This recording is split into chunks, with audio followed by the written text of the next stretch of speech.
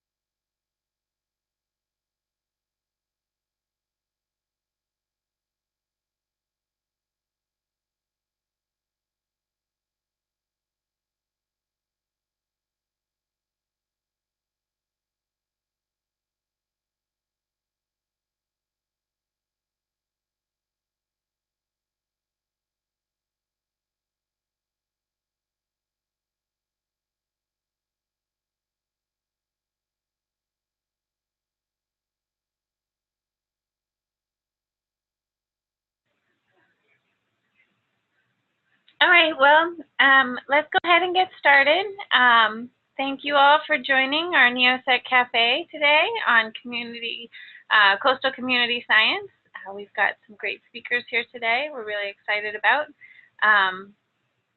So, Kate, if you go to the next slide, I'll introduce our agenda for today.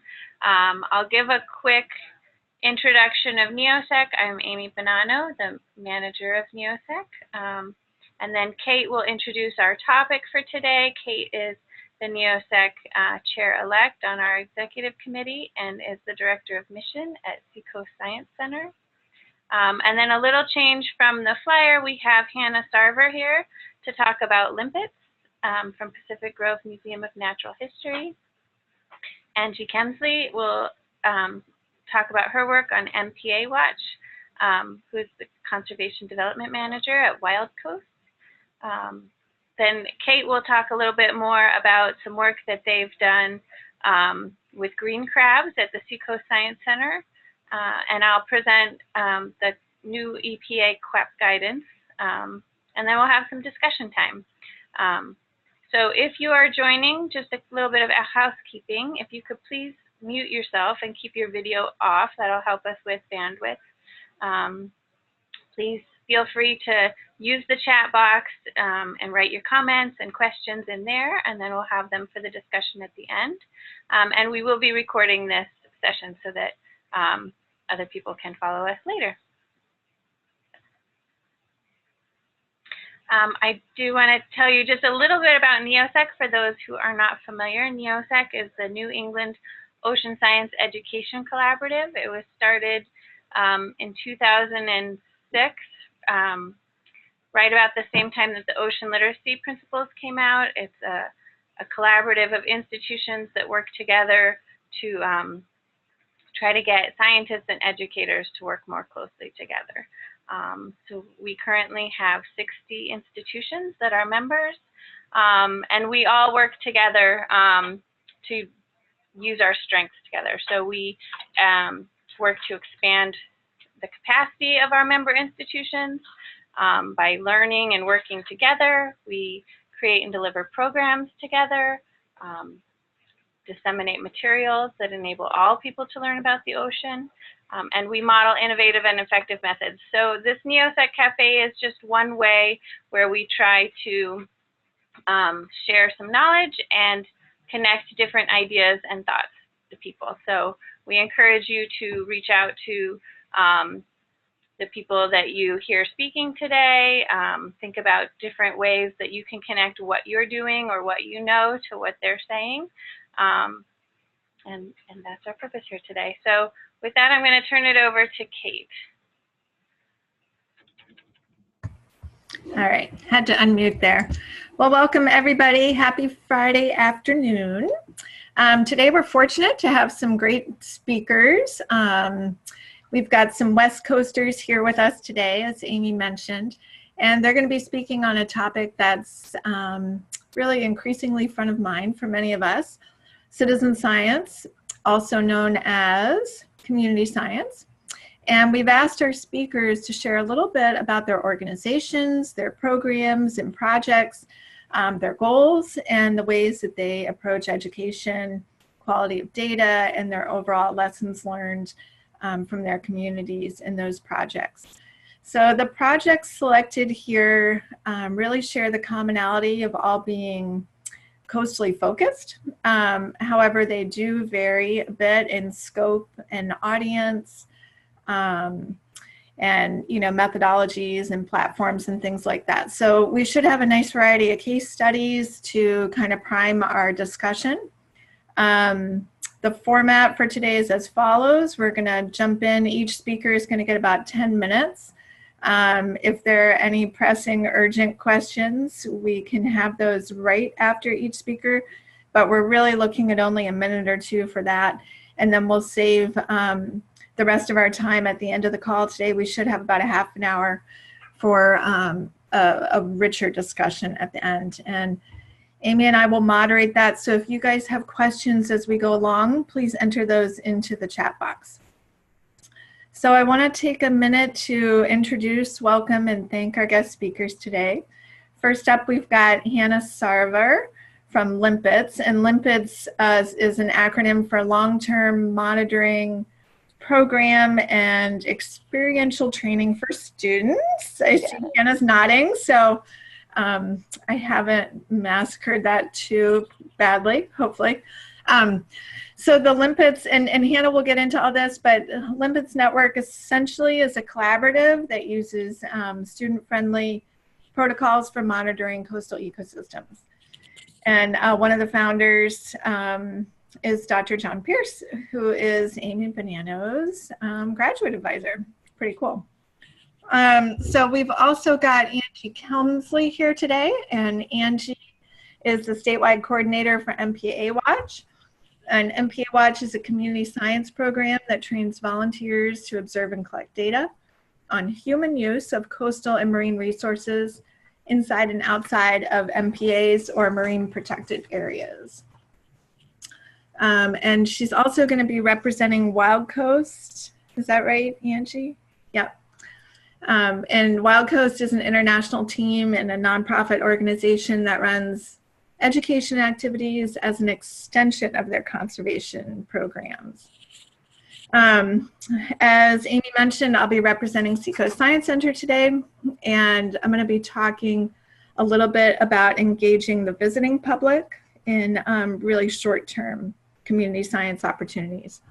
So I'm going to kick things over to Hannah and LIMPITS here in a moment, but I wanted to touch really briefly on the coinage of a new term, which is community science, as opposed to the term that most of us are really familiar with, which is citizen science. Community science is a new term that's really gaining traction, as one that really, I guess, better reflects the spirit of what these projects are all about, instead of really being mired down in that term of citizen. And so because, you know, of our kind of political climate, the term citizen is really loaded, and actually we're finding can limit participation. So Hannah and Angie, if when you guys are queued up, if you guys want in your intros to kind of touch a little bit on that and share those changes with our collaborative, I think that would be really greatly appreciated. So here I should have done this as I was introducing everybody, but instead I'm going to kick things over to Hannah. Hello, everyone. Thanks so much for having me. Give me 1 second to see if I can do this right.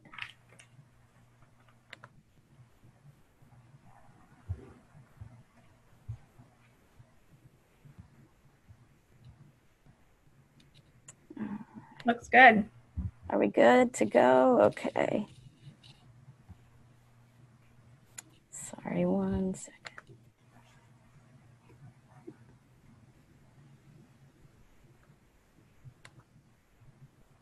Can you just see the presentation right now?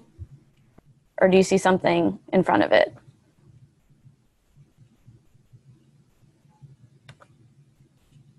Okay. Can everybody hear me? Presentation. Yep, we can hear you. Okay, awesome. So again, my name is Hannah, and I'm the Limpets Program Coordinator here at the Pacific Grove Museum of Natural History. Our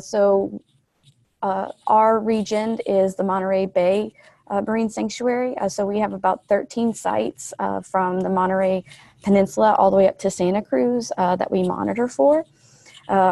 Kate was actually just explained what Limpet stands for. It's a very long acronym, but we got the name Limpets because it's a marine mollusk that we study within the Rocky Intertidal area.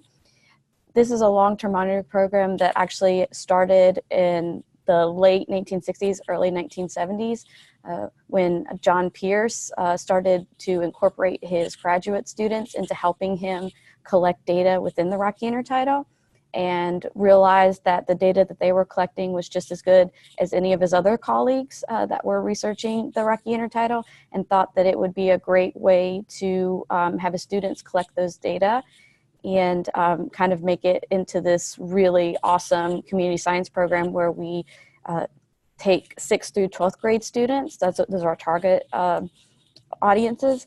We also incorporate members of the public as well in monitoring, but mainly this is for middle school and high school students to go out and to collect real data just the same way as a research scientist would.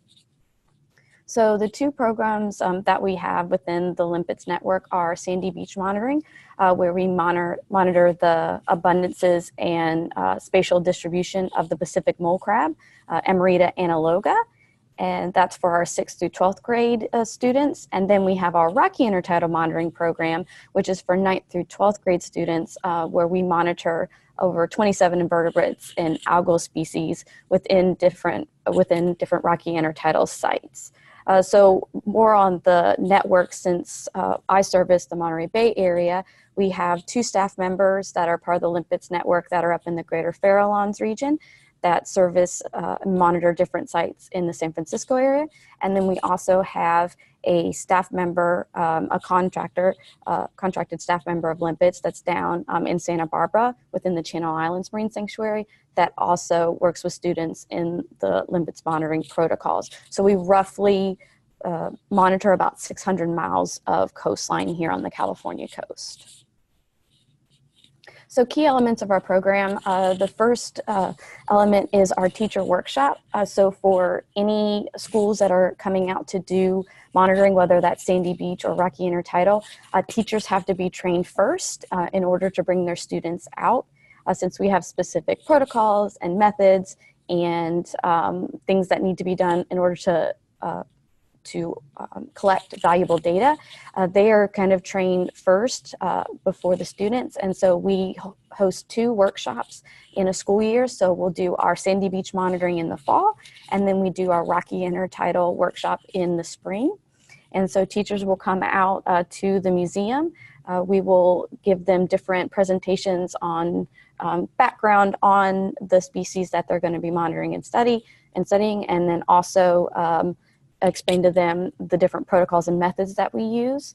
And also we do, for the Rocky Intertidal program, they're immersed in different identifications and how to identify the different species within the Rocky Intertidal area. And then we actually take them out to one of our sites here locally, and they will monitor that specific site the same way that the students would. So then once they are trained, then we schedule a in-class training for us to come to their school to be able to teach their students on the protocols that they're going to be doing within the Limpets program. We service a 50-mile radius within the Pacific Road Museum of Natural History. And if they are actually outside of that, we do get a lot of schools that are from the Central Valley, some in Northern California, Southern California, and we even have some schools that come from different states.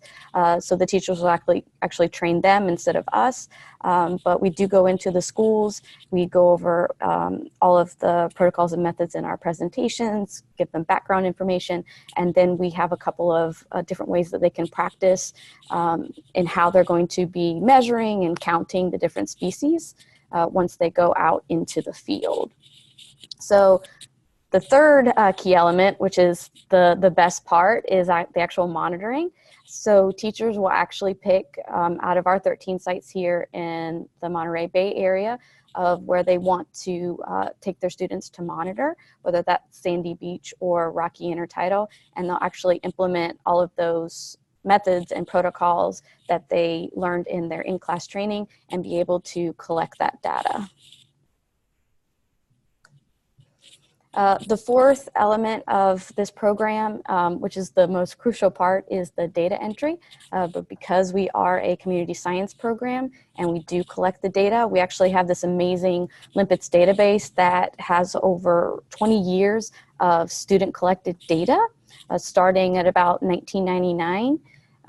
To present day. We actually have two separate databases, one for our Sandy Beach monitoring, one for our Rocky Intertidal monitoring. So once the data is collected during the monitoring event, those data are actually scanned and then sent to the teachers, and a monitoring event will be set up in the database for those students to actually put in their data. Because most times when we're talking about community science, it's kind of like the one-off where the students will go out and monitor, and that's kind of it. So they don't really see the process that would occur as scientists would of collecting the data, entering the data as well. So they actually are the ones that are inputting the data into the database. And then teachers are actually we have this amazing graphing tool within our database that the teachers then can pull data from, whether the site, the event that they specifically monitor for, or other data that has been entered within that same site. So then in hopes that once they are able to see how their data is analyzed and what other students are finding within that same site or multiple sites within our area, they can then, and this is hopefully the last element that we're really trying to really to get teachers involved with, because normally we just have the 2 points of contact where we have them meeting them in the class and then out in the field, and then they would be inputting the data into the database just in regular class time. But the real thing is that kind of full completion of scientific research is actually science communication and data analysis of the student-driven data.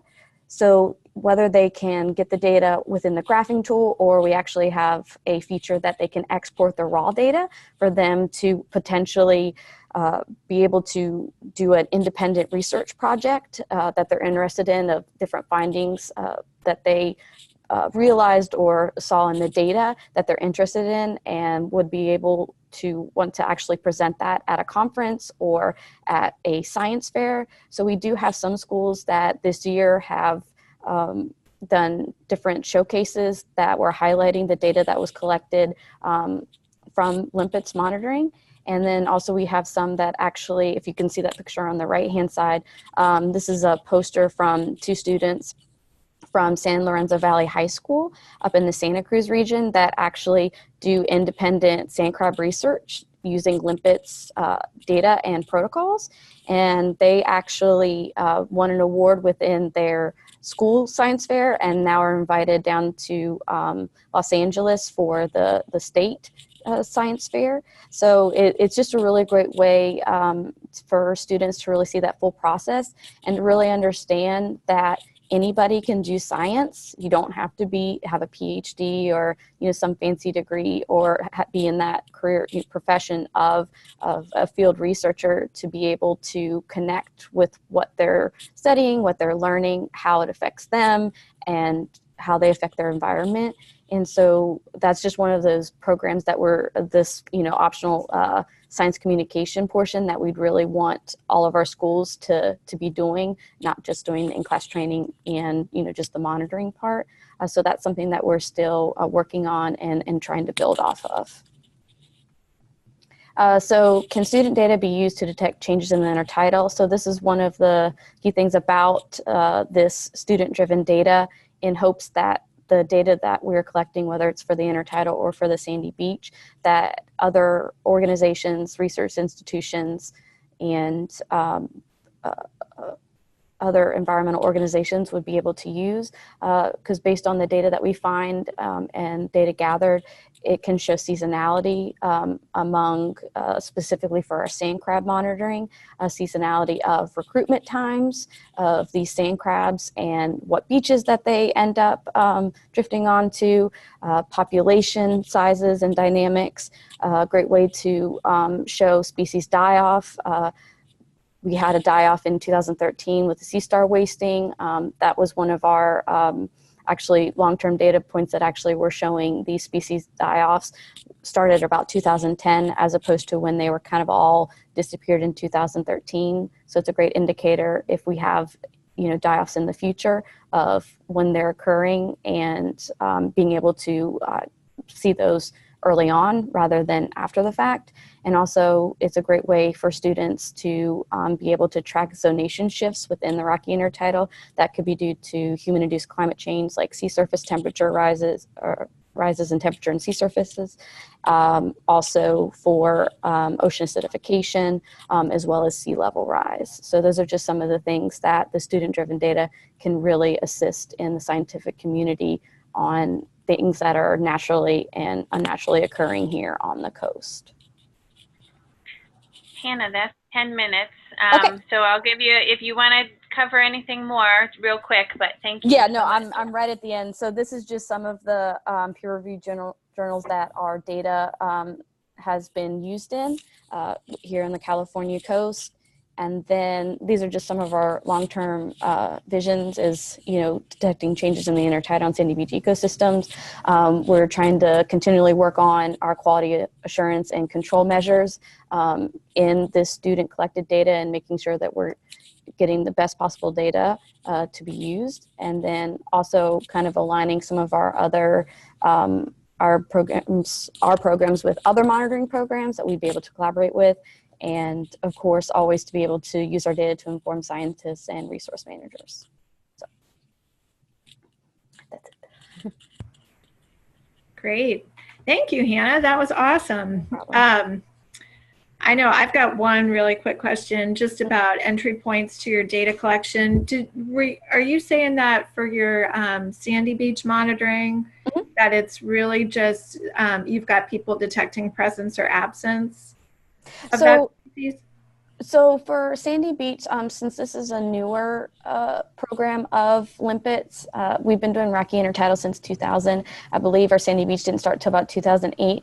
So for right now, mostly what we are trying to find out is the seasonality in the recruitments of sand crabs, and then also the abundance within these, because sand crabs are usually are patchy in distribution along the beaches here.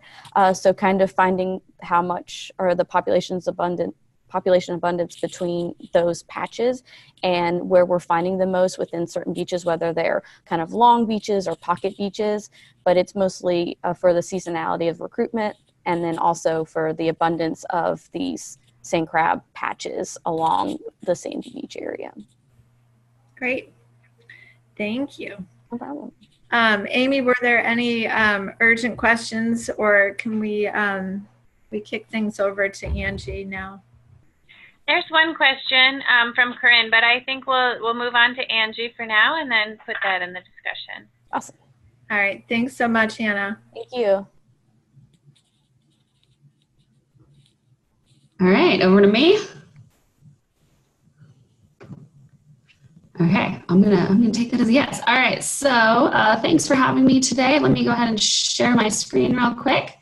There we go. Again, so my name is Angie Kemsley. I'm the Conservation Development Manager for a nonprofit organization called Wild Coast. We're an international team that does coastal and marine conservation all throughout the state of California, and then also down in Baja California and over towards Oaxaca. In California, we focus on something called marine protected areas. So, there we go. So if you take a look at these pictures, these were not taken in California, but they're some of our favorite pictures to use. If you take a look in the upper left-hand corner, you'll see a picture taken in 1958. Below that is 1965. Up on the right, 1980, and then the bottom, 2007. So you'll see kind of the progression over the course of about 50 years. And if you take a look, you might notice that there's something a little bit different as you go throughout time here. If you look at the first picture, you'll notice the fish are really, really big.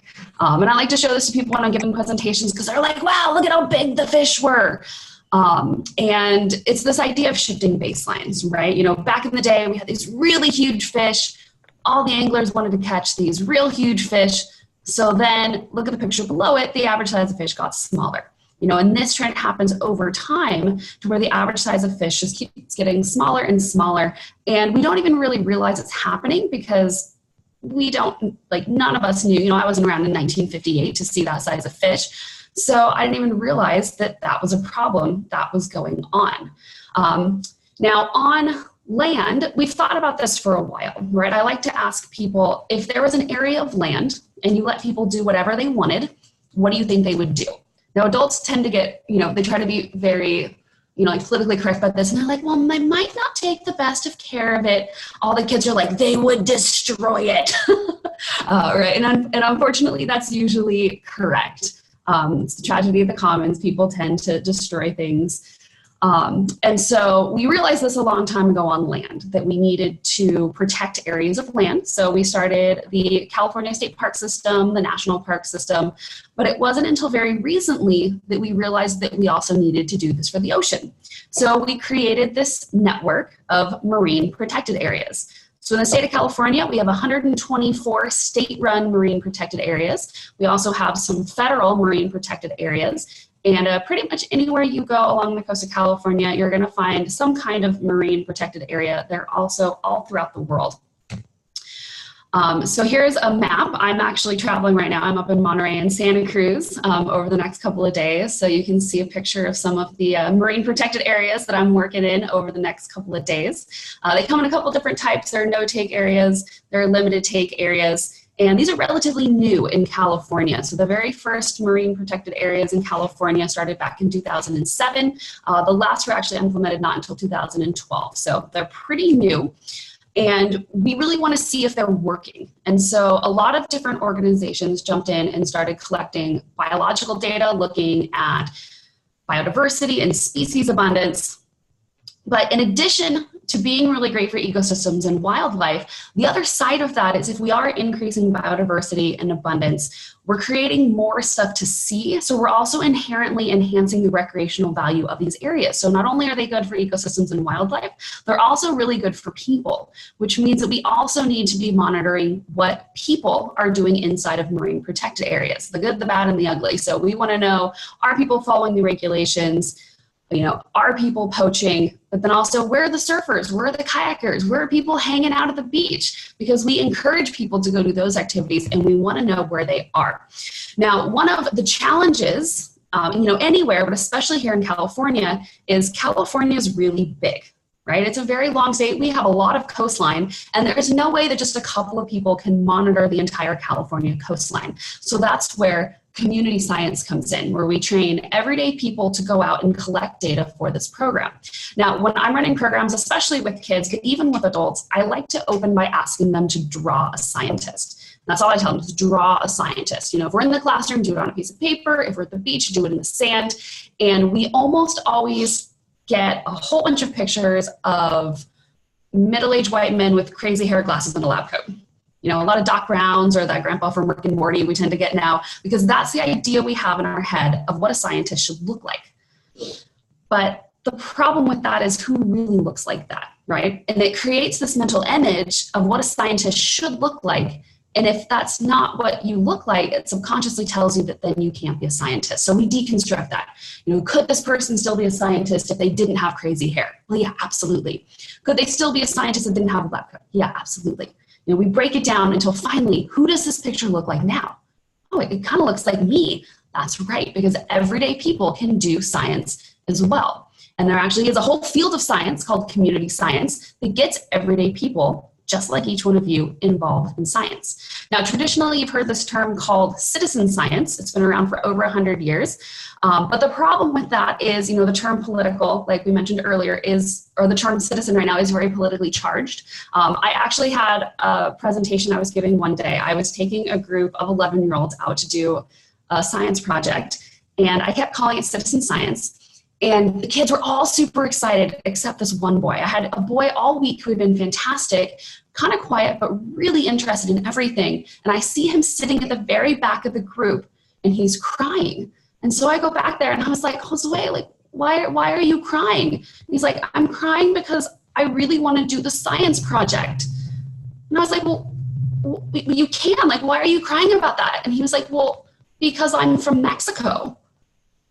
And I was like, okay, why does it matter that you're from Mexico? And he's like, because you said it was citizen science, and I'm not a citizen. which broke my heart. So ever since then, I've used the term community science, because we're trying to be more inclusive, since the whole point is showing that everyday people, everybody can do science. But for our program specifically, looking at marine protected areas, we have to have the community involved. There's just no way that we are going to be able to collect all of that data on our own.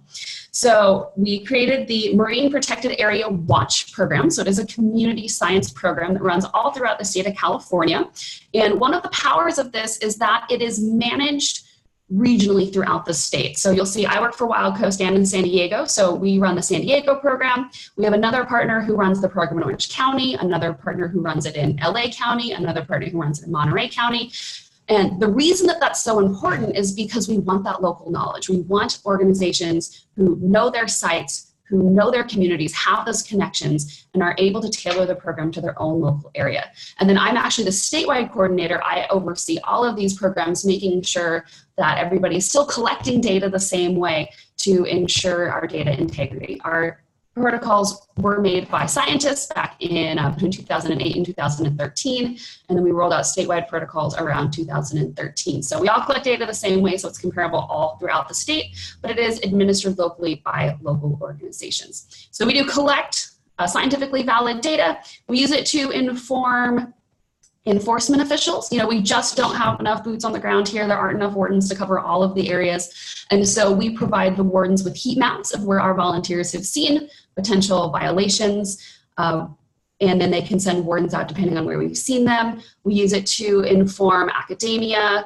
Even after the Refugio oil spill in Santa Barbara, they were trying to calculate the economic impact of closing the beach and realized they needed to know how many people were using the beach before it was closed. And our organization was the organization with that kind of data. And then training the community to collect this data, all of these people now know what marine protected areas are and can inform other people, tell their friends, and really be ambassadors for marine protected areas. We do have some boat-based surveys that we do, especially for offshore marine protected areas, but the majority of our programs are land-based. So the way that we run surveys is we have transects. So we have a start and an end point. Volunteers go through a training in order to do this, where they get a little background on marine protected areas and data protocols and QA, QC. And then we take them out to the beach and we practice this. So volunteers will walk from a start point to an end point. They're going to walk in one direction and they're going to tally the activity that they see. So they're going to be counting people and then recording on a data sheet the activity that those people are doing, and they're only collecting data on people as they pass them. So to keep the data unbiased, they're only recording what the person is actually doing as they pass them.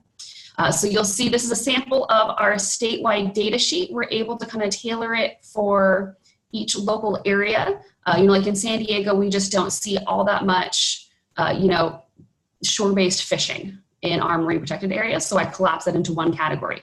But then all of the data is entered into an online data portal, which ensures that we are all collecting data the same way. And that's also why our volunteers get trained. But so folks will walk along the beach, they're going to make tallies in each of these categories. And we do have a paper data sheet that most of our volunteers use. They will then either scan it or take a picture of the data sheet, and that gets uploaded into the data portal along with their actual data, which is another form of QA/QC, just to make sure that, they might have entered 240 online, but their paper data sheet says 24, just to make sure there aren't any typos. So some of our programs have volunteers enter their own information, some enter the data for them. And we do that online. This is a screenshot of our website. And then we do have a data portal that volunteers will get a login to, and they'll upload their data. They'll upload a copy of the data sheet, and then it gets sent to one of the data managers who reviews that before the data actually gets entered into the program. We have some basic data. You're at 10 minutes, so just wanted to give you the 10 seconds left. Oh, perfect. Finished. Yeah.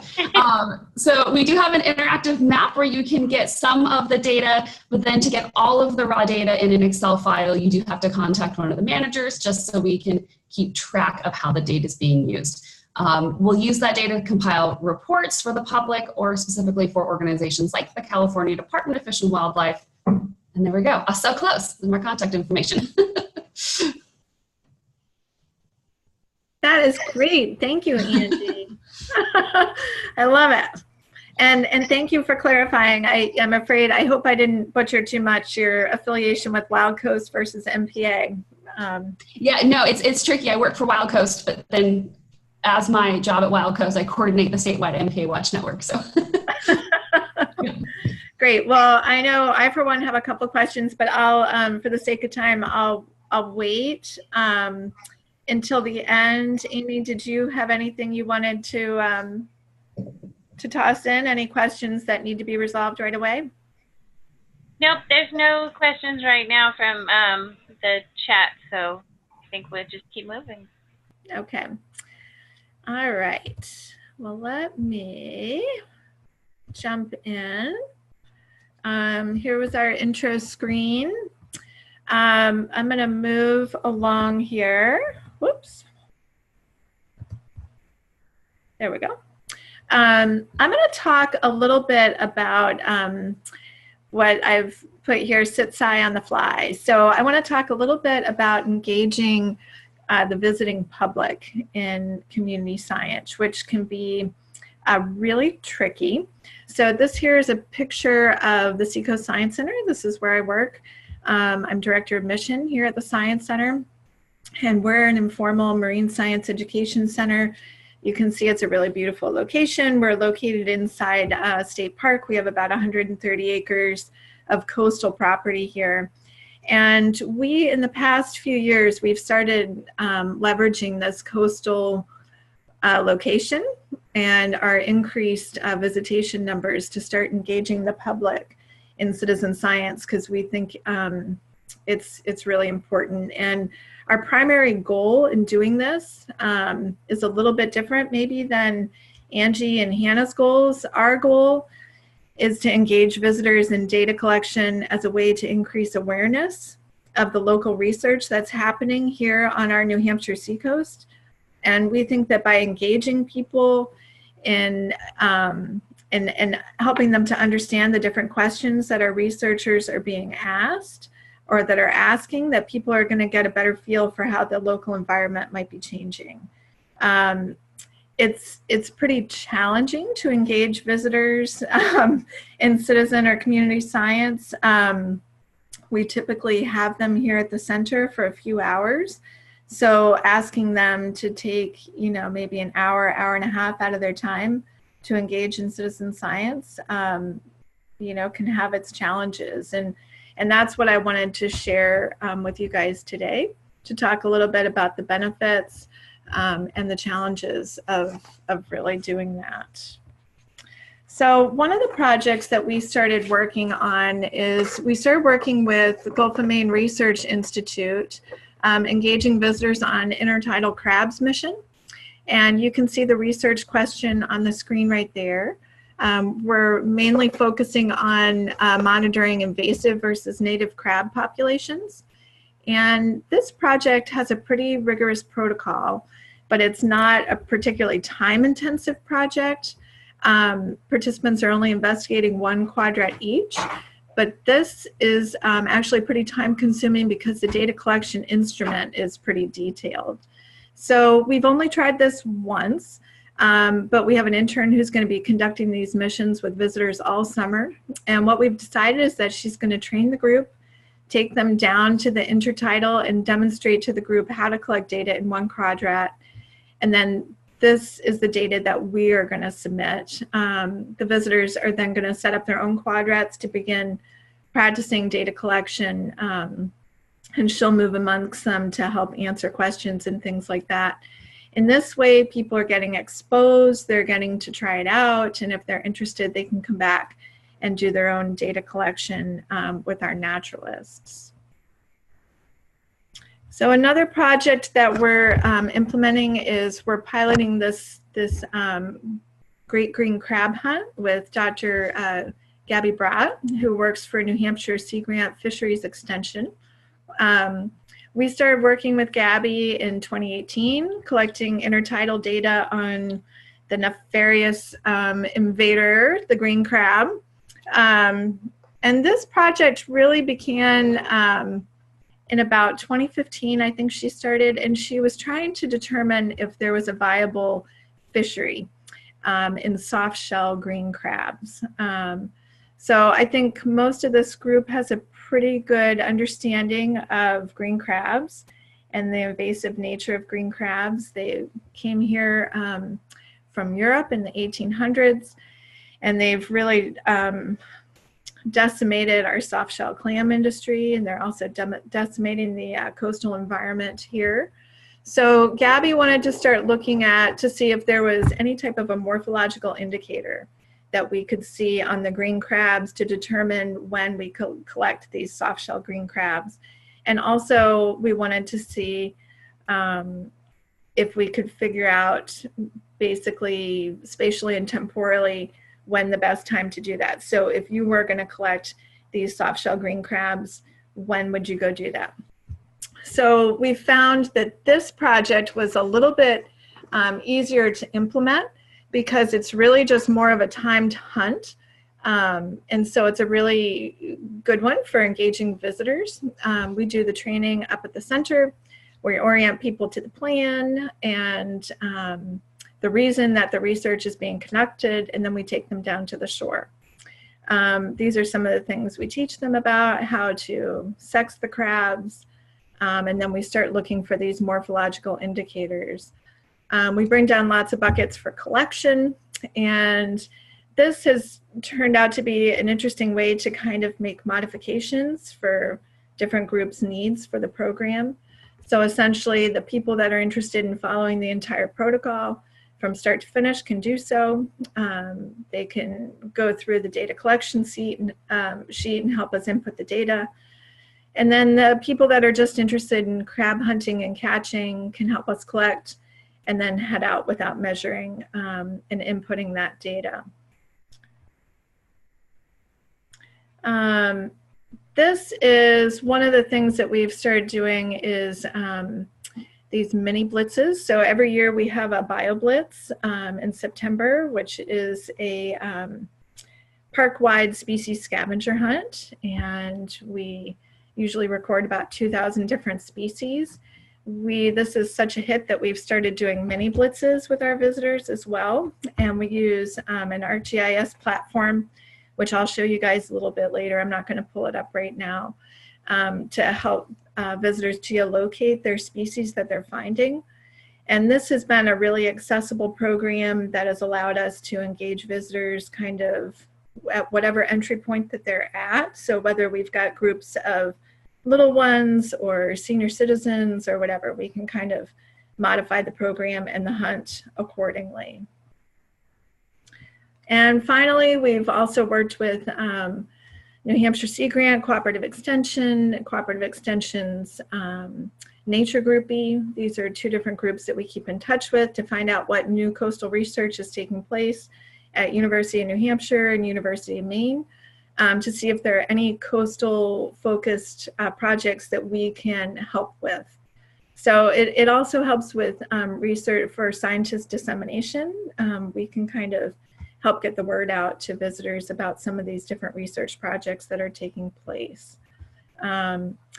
So one thing, and then I'll wrap it up and kick it over to Amy. One thing that we've really struggled with these types of projects is finding the sweet spot, I guess I'll call it, of finding projects that are really hands-on, directly access the intertidal or coastal habitats, are real. So we're collecting real meaningful data that's answering timely questions about the local habitat and that are accessible.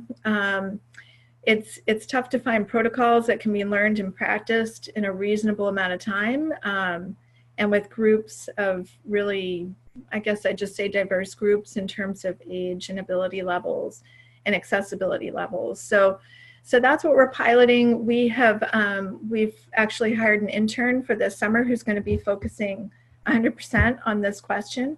And so she's got 3 different citizen science projects that she's going to be engaging the visiting public with. So we are excited about that. So that's it for me. If it's good, I'm going to kick it over to you, Amy. Great. There's no comments just yet in the chat box, but remember, if you're listening and you have a question, just go ahead and put it in the chat box. Amy, I just have one quick question. Sure. Hey, for this BioBlitzes, do you use like iNaturalist, or is there like a green crab like app available that you put that information in on where you find them? When we wrap up, after Amy goes, I will show you guys. I use an ArcGIS story map, and we put the link to that on our main website. Okay. And I'll pull that up so that you guys can see it. And it is like stone cold simple. It's like people take a picture and they click the plus sign and they upload their species and they can geolocate it right to that spot. Okay. So it's not particularly detailed, but it does allow people to, it's easily accessible. Awesome, thanks.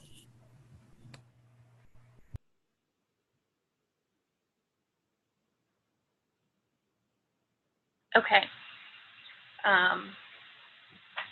I recently got trained on some new quality assurance guidance from the EPA, and so I just wanted to make sure that I started to share that information.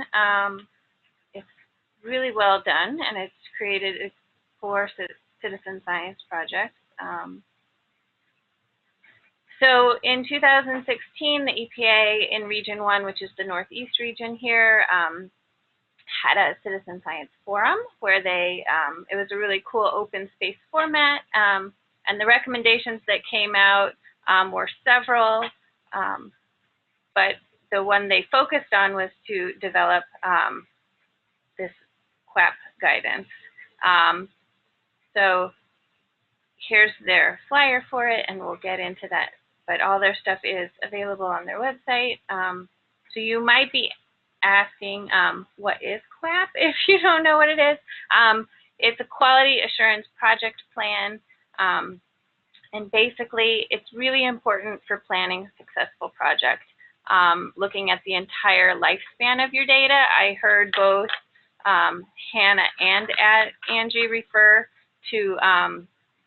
Hannah referred to the importance of their data being used by resource managers, and Angie referred to the statewide coordination of their data. So this is having a quality assurance project plan can help put all of that in, and this guidance steps you through the entire process, which can also be great for writing a project proposal, and just looking at how you're going to start the project, who's going to do the project, why are you doing the project, how are you going to make sure your data collects what it wants. So it asks you all the really important questions before you get to it. So another thing is, if you want your data used in management decisions, you need to have a quality assurance plan in place. Often the EPA will require that it's been approved prior to their using your data. It also just builds confidence in data quality and makes sure that the data you're collecting suits its intended purpose. So typically the EPA works on a region by region basis. So this is kind of a brand new way of operating. They made these 3 handbooks and templates and examples that are a national standard for this QAP guidance. So, which is nice. It can work for anyone in the United States. I think it could probably also be used for international projects. So these are the 3 things.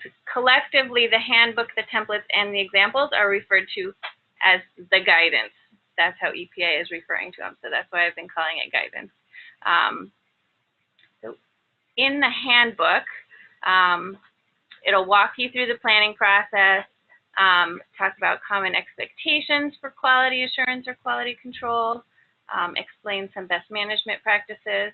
And it's really set up for 3 different types of projects, community science or citizen science projects that are aimed at either increasing public understanding, scientific studies and research, or legal and policy action. And of course, your project could do all of that, but it has different guidelines of what you need to do for each of those types of projects if that's your intended purpose.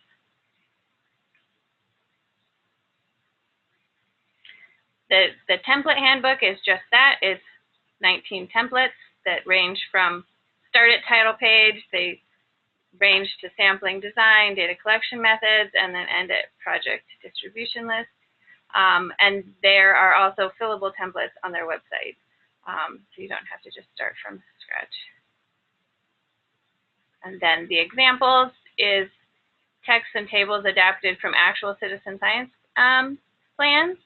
So they range from volunteer water quality monitoring programs, but also benthic environmental sampling. There's several examples from marine invasive sampling protocols that are in here as well. So each template has one example, and it follows the format that is in the template. So how to use them. This is a table that's in the front of the handbook, and as I said, so each of these columns is for the type of project that or the intended use, and it will click off which of the templates you need to use for intended use. So if you're going to create a project to increase public understanding, you wouldn't need to use all 19 of them. You'd probably just need to use these ones that are checked here. And so then the way you use the guidance is you actually start with the template. And then if you need more clarification from what's in the template, you move to the handbook. And if you need more than what's in the handbook, you move to the example. So it's very structured in increasing amounts of information that way. So to give an example of that, I chose template number 3, which is the problem definition, background, and project description. So if you can see here, this is the template, and there's small little gray boxes with a small amount of information about what goes in the sections. So if you can read this and know what you need to put, then you just fill out the template and you're done. And they did emphasize in the training of this that you can input the information in either tables or text format, that they are fine with you adapting it to however it fits you best and your project best. If, for say, you didn't get enough out of the template, you can go into the handbook for the corresponding section on template 3, and it talks you through it a little bit more. Like under project description, it'll tell you you need to identify your project objectives, and that's where they go.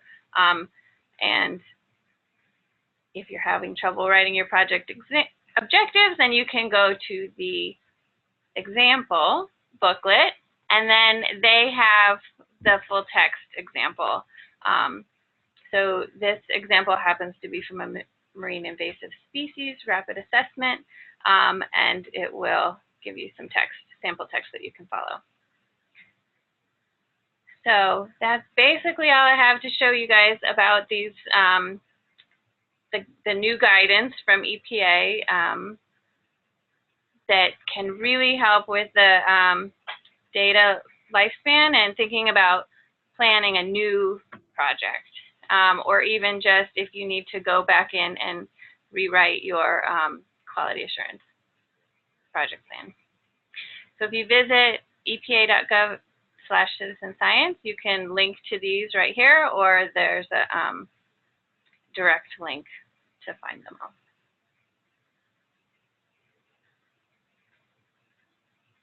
And that's all I have to share on the guidance. Hopefully it's helpful. EPA did put about 2 years of work into that. So, and that brings us to 2. So we're right on time for questions, I think, Kate.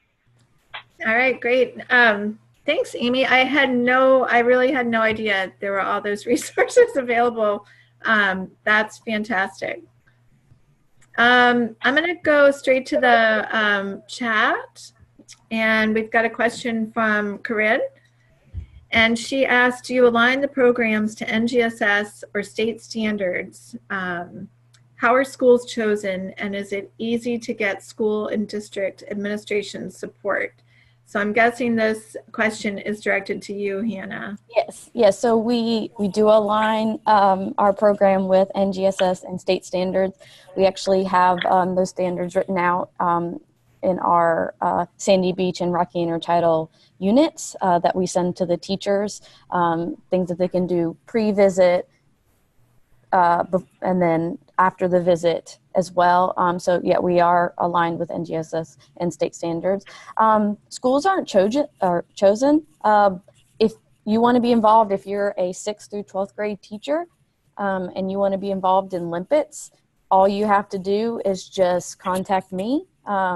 If you're within the area here, within either from San Francisco down to Santa Barbara, if you're able to get to one of our teacher workshops that we hold each year, you do the teacher training, and then we'll set you up with an in-class training and with the monitoring dates and all of the resources that you would need for that. Our programs here with the museum are free. So for the in-class training, for the monitoring, it's no charge. We also have bus scholarships available. Normally with schools, the biggest barrier is transportation to get to our sites. So we do offer scholarships, bus scholarships for Title I schools. They get the first pick of that, but it's not just exclusively for them. If we do have the funds available, we are also able to fund non-Title I schools as well. Title I schools just get the preference of it. So usually within our area, most schools get their, district and administrative support due to that we're free of charge. So free is always great.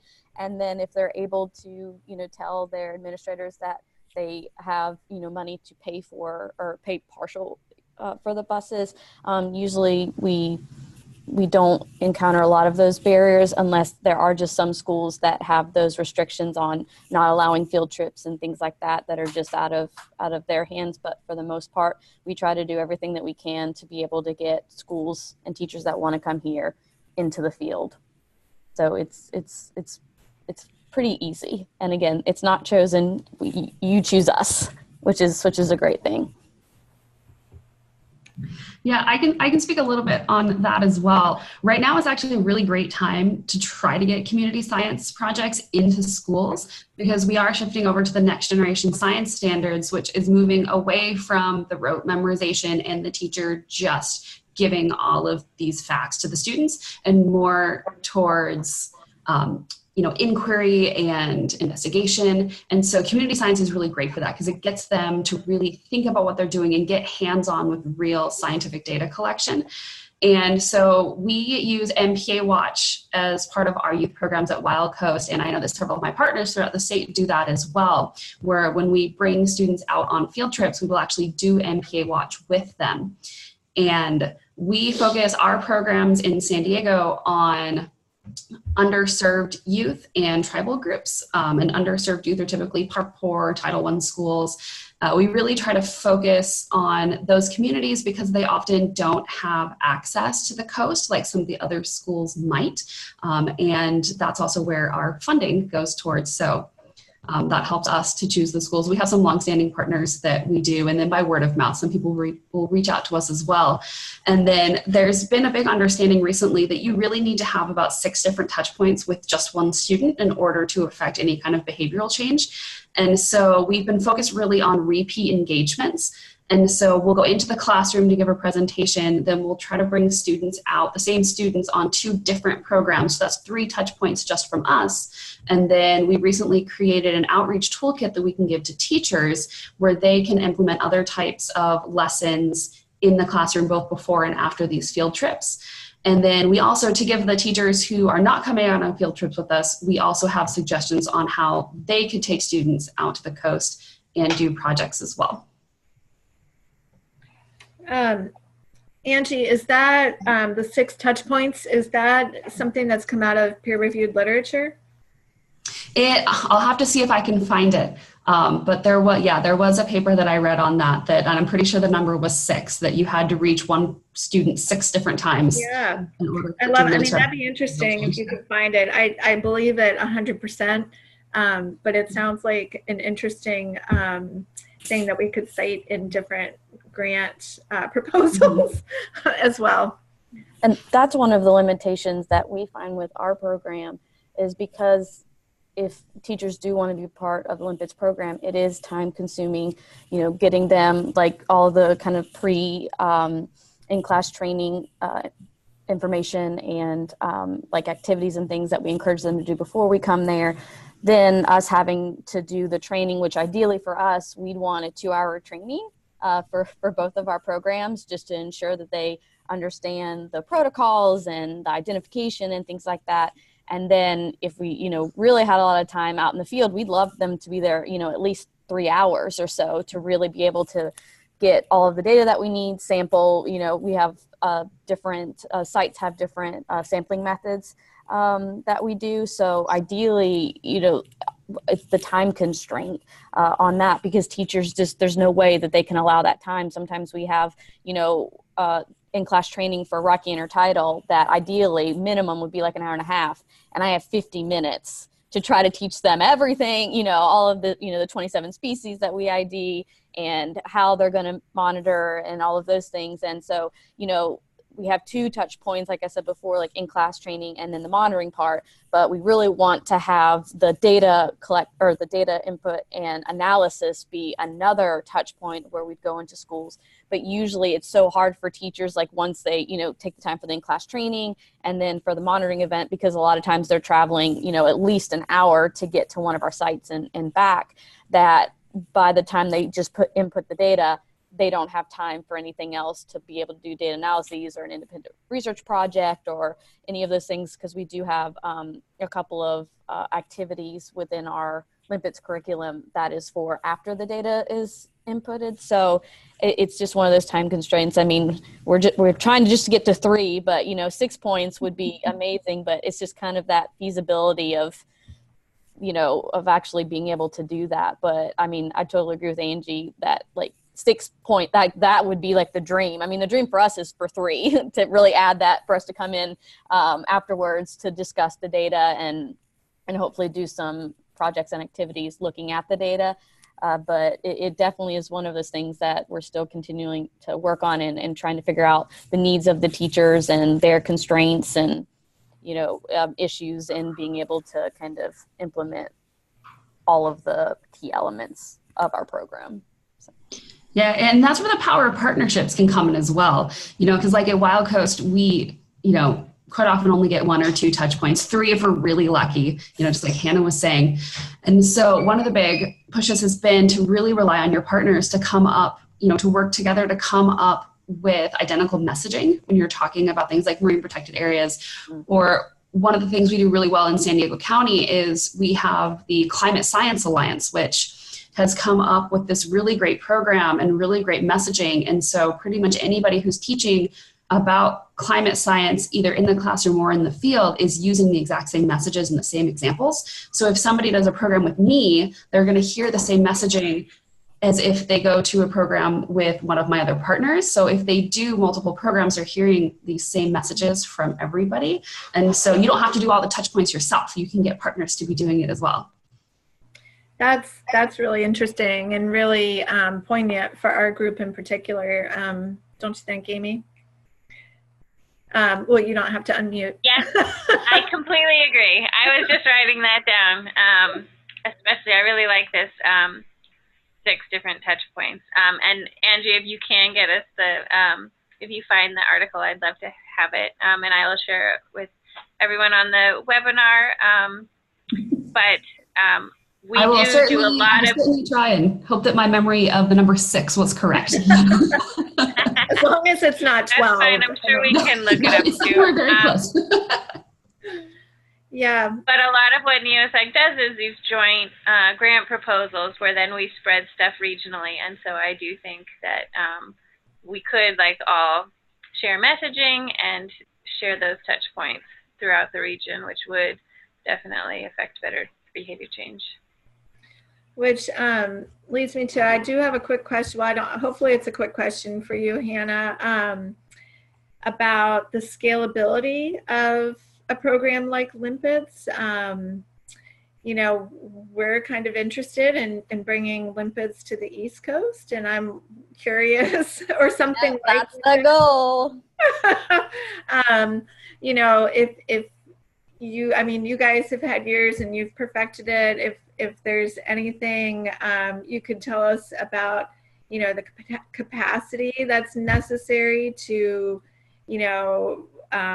sustain a program that spans, I forget how many, 600 miles of coastline. Right. Maybe speak to that just a little bit. Yeah, because with us, so we're a network, but each of us are managed by a nonprofit. So for us, that's really the only way that this network works, is because we have these local partners that manage Limpet. So for us, it's the PG Museum of Natural History up at San Francisco, the Greater Farallones Association manage and run the 2 staff members up there. And then for our Southern coordinator, she is contracted through the Channel Islands Marine Sanctuary. So for this one, it relies heavily, since we're not our own entity, but being managed by a nonprofit that would be able to manage and run the program through that specific organization is key. For us, our big goal here on the West Coast is to really, because in Southern California, since our staff member is contracted, she only works part-time and only sees so many schools as compared to what we do here and up in the Greater Farallones region, is getting a nonprofit down in Southern California to be able to host that coordinator there, for her to be able to do that full-time. So I think for that, because of this network, it's key to have that organization that would be able to house the Olympics program and allow it to grow. Community science is one of those things that I don't think there's one clear path of like, you do this, this, and this, and you're good. It's always a work in progress, because, you're always trying to figure out what's the capacity for what the students are actually able to collect, how you're going to collect it, what you want out of the data that is collected. Because sometimes we get a little bit ambitious with citizen science because we could do this, and and sometimes we kind of throw too many hands out in wanting, because there's so many possibilities with it, but really being able to kind of hone in on like, this is what we want, this is what we have, what we're capable of, what the students are capable of, and this is the kind of data that we want collected to show people. I think that's kind of really important too. And then allowing that to grow as well. But you guys were talking about the QAPP. So we actually have a QAPP. It's still a work in progress. I mean, even though we've been doing this for 20 years or so steadily, our QAPP is still a work in progress. We're still trying to figure out best practices, because sometimes we, as we're doing these programs and setting these certain methods and protocols, you go out into the field and sometimes it just does not work, right? And so you have to change and modify those things. So we're still trying, which I'm so glad, Amy, that you talked about this handbook, because I'm totally going to download and print all of it to help us get, a feasible and very clear picture of what we want, and having a very well laid out APP, because those are still some of the things that we're trying to work on, especially with our Sandy Beach program, since that's newer, and it's not, Sandy Beach monitoring with sand crabs isn't really done by anybody else. We're kind of piloting that and kind of figuring out the best ways for that. We've changed the protocol about 2 years ago, so we're always trying to find a way to get better data within that one. So yeah, I think it's just one of those things of just really setting out your goals and what's feasible, and understanding the time constraints, working with schools and, with the public, and also finding that niche of like you were talking about before, like what's that thing that's going to interest them, that's going to get people out to, want to do that data. Because even in science, a lot of times, people gravitate towards like the sexy sciences, like people are interested in marine mammals. Like, if you say you want to help the otters, people will jump to that, as opposed to like, hey, let's study this worm, this invasive worm, or, something to that, people don't, because, we're visual people and we like things that are cute and cuddly, but showing them that just because something, a certain project or species of interest that you're studying, like the sand crab's not a glamorous thing, like we tell kids, it's not, it's a weird looking thing, but then having that background of them understanding their importance within that ecosystem and how they can also affect those cute and cuddly things like sea otters and other things like that, and how they're a part of that habitat and that ecosystem, that I think sometimes that's really helpful, and really understanding and bringing it home to people why what you're studying is important, and how it not only affects that specific animal, but other species, and then, at the end, us as well. So. That's great. Thank you. I know that we don't exactly have the charismatic megafauna thing going on. Yeah. All our inverts in the rocky intertidal. Yes. It is always relieving when you hear somebody else that you look up to say it's a work in progress. So thank you. Angie, I wanted to ask you real quick, and then I'll kick over and show you guys the ArcGIS story map that I was mentioning. But Angie, I was just curious. It sounds like, I'm curious how you guys do your recruiting. Because you don't necessarily go to, I mean, I know you do go to the schools for students, but for just community members and adults, how do you recruit your community scientists? Regionally. So each of the different network partners will recruit volunteers differently, depending on what works well in their region. And so, you know, like at Wild Coast, we're not a membership organization. And so we do quite a bit of outreach on our social media. It's on our webpage. I have a meetup.com group that people can find and join us for trainings. But then some of our partner organizations like Heal the Bay do have a really robust volunteer program. And so it's one of the options that they can sign up for when they become a Heal the Bay volunteer. And so, you know, we have everything from organizations that have just a couple of volunteers that go out all the time. Some of them rely on college interns who are getting college credit to go out and collect data. You know, some of us do more outreach within the community, but that's really why we need to have those local managers, because they're going to know how to reach out to people and the best way to do that for their own local area. That makes sense. So really having those nodes throughout the region. Yeah. Thank you. All right. If I can figure out how to share again, I will show you. Yeah, and while you share, Kate, I just want to make sure I ask if any of our listeners have any questions. Invite them to ask.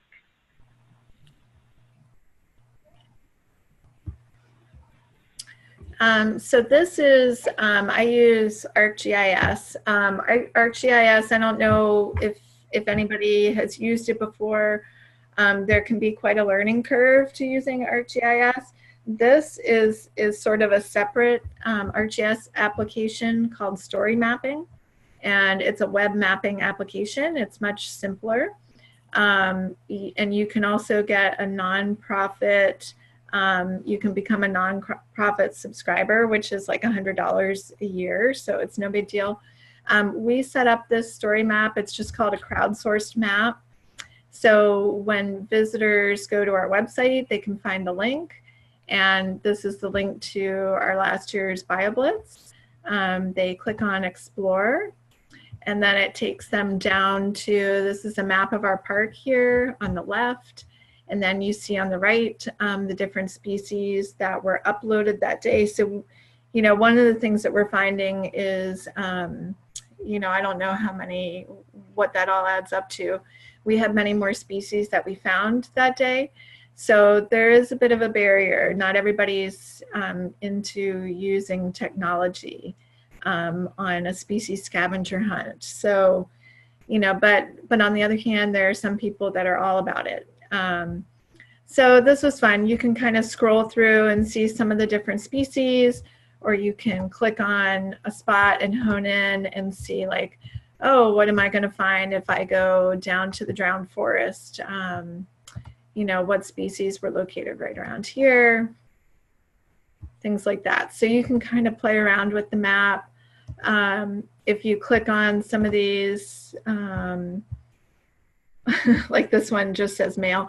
I mean, it just depends on what people put in there. Some people get very detailed in their descriptions, and some people are just uploading the species and geolocating it. So, but this has been a really useful tool for us in terms of just an easy, user-friendly way to engage the public.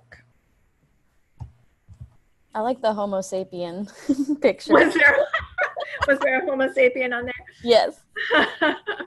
That's pretty funny. My favorite is we had, I don't know if I can go all the way out here. Oh, it's not going to do it. We were all out birding right on the coastline, and we ended up seeing a basking shark from shore, which was so cool. So we've never had basking shark on our BioBlitz species list before, but we did last year. So that was pretty neat. That's amazing. That's a big bucket list for me. It was crazy. Oh, it was amazing. Amy, did any other questions come in? No, we haven't had any other questions yet. All right. I know, Amy, you had mentioned when we were talking about setting this up, you were talking about you had just gone to a citizen science conference and some talk of kind of narrowing the definition of citizen science. I don't know if that rings a bell with you, but I just kind of remembered you talking about that and saying that it was a bit of a hot topic and maybe a little bit contentious. I don't know. Yeah, so that didn't come up at the Citizen Science Association meeting that I just went to in March in Raleigh, North Carolina. But it was brought up on the Citizen Science listserv, the CSA listserv. Oh, okay. There was a paper released recently from a group in Austria who was attempting to narrowly define the definition of citizen science. And so I know there was a lot of back and forth on whether this was a good thing or a bad thing and how to define it. What did come up at the CSA meeting was I was introduced to the term community science, and then when I talked with Limpets and MPA Watch, they said, oh yes, we're using community science in California a lot.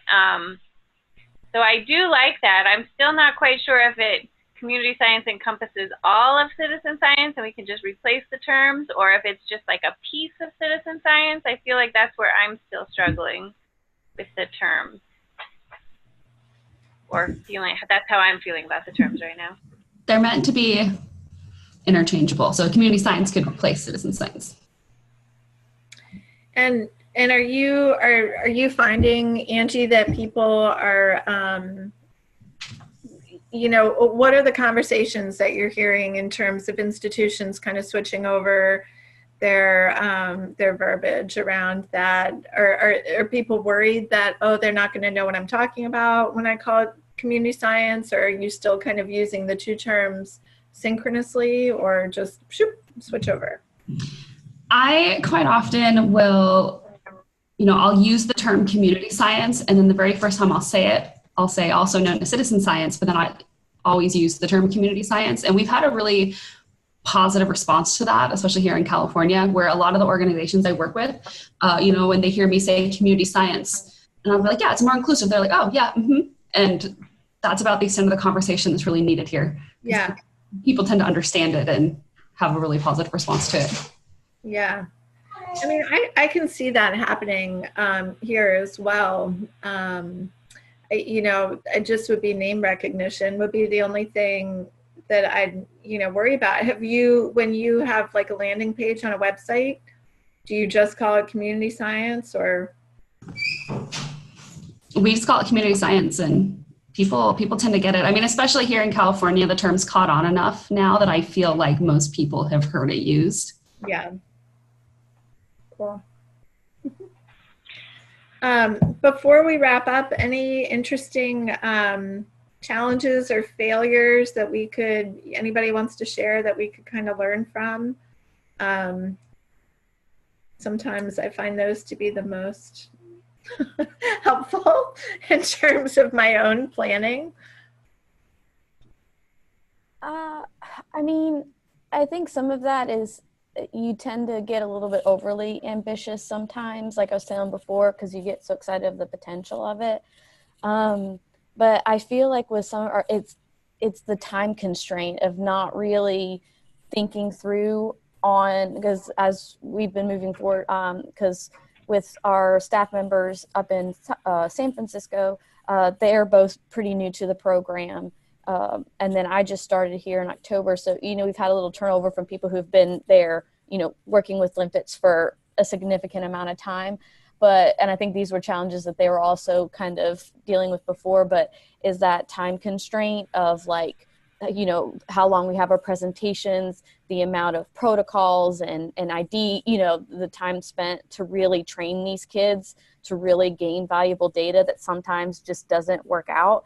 And that's why, you know, we also have our QAPP. We also have a quality assurance and quality control rubric that we administer once the students are going out, and kind of ranging of the accuracy of the data that's being collected.